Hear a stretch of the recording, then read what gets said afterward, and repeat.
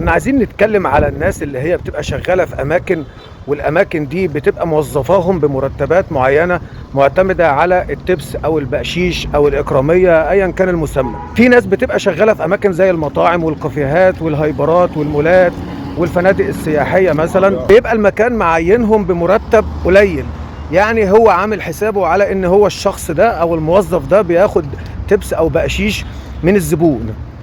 في ناس بقى بتدخل الاماكن دي بتصرف، يعني مثلا ممكن يدخل ياكل وجبه في مطعم او يشرب مشروب في مكان او ياخد يومين في فندق سياحي بيدفع فيهم فلوس كتير. المفروض ان انت من ضمن الفلوس اللي انت بتدفعها دي انت بتدفع بقشيش او تبس او اكراميه للعمال او للموظفين اللي عملوا خدمه معاك، او اللي هم كانوا بيتعاملوا معاك خلال الزياره بتاعتك دي. وده مش صدقه او احسان من اي حد، لا ده هو فعلا المكان، والناس اللي فاهمه الكلام ده عارفه انا بقول كويس. هو بيبقى المكان معمول حساب البقشيش، يعني هو مثلا معين الموظف ده ب 5000 جنيه مثلا في الشهر. هم ال 5000 جنيه دول هيعملوا له حاجه؟ ده بالنسبه انا بتكلم في 2026. فهو لابد يكون معتمد على التبس اللي بيدخل له علشان يعرف يكفي نفسه ويكفي مصاريفه وكده.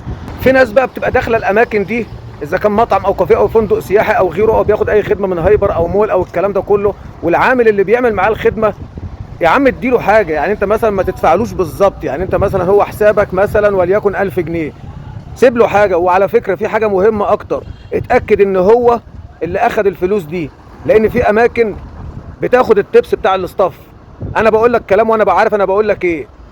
وفي ناس بتاخد التبس ده، انت مثلا بتدي 100 جنيه لفرد مثلا شغال في حاجه، فهو خد ال 100 جنيه دي بياخدها يقسمها، لو هم يعني متفقين على كده على التقسيم اوكي.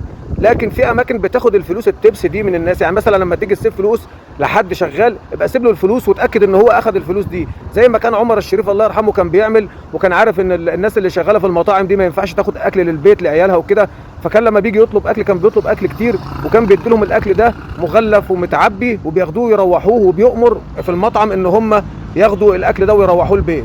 طالما حضرتك مقتدر انك انت تروح تشتري حاجه مثلا بكام الف جنيه او تاكل وجبه مثلا بكام الف جنيه، مش هيزعلك انك تسيب 200 جنيه مثلا للناس اللي شغاله، لان الناس دي فعلا بتبقى مرتباتها معتمده على التبس، يعني اكل عيشها في التبس والبقشيش ده.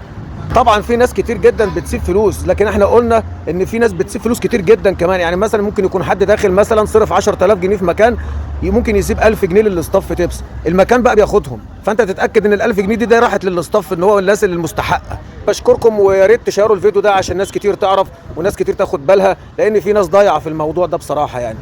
وانتوا عارفين المرتبات ما بقتش مكفيه، ولا الدنيا بقت صعبه والاسعار غاليه، فاللي مقتدر يعني ياخد باله من الناس اللي هي شغاله او الناس اللي هي بتاكل عيش.